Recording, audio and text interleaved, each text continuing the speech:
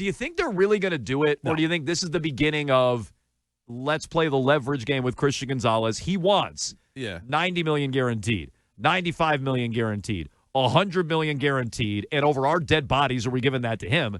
And then turning around and paying Drake May a year after that and giving him the biggest contract for any quarterback in the history of football, the biggest contract, in the history of the sport. Yeah. Like, hell, we're doing that.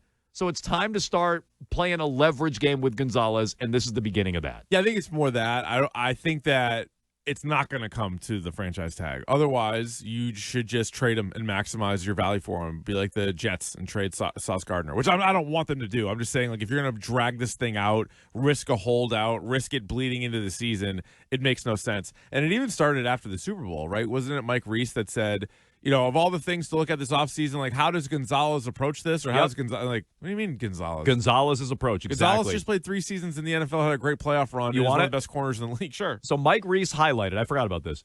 Mike Reese highlighted, all 32 ESPN reporters had their biggest questions for free agency in the draft, entering really the beginning of the offseason, entering even the combine. He wrote, what is Christian Gonzalez's approach with a possible contract extension? Yeah, what do you mean? Not the Patriots to him. Yeah, I thought it'd be the other way around. Not the Crafts.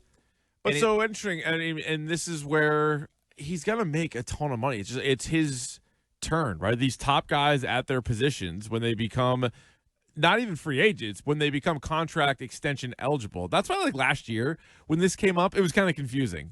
During camp, and right, his hamstring, and now he's out a day, now he's out 5 weeks, and you're like, what is going on with this guy?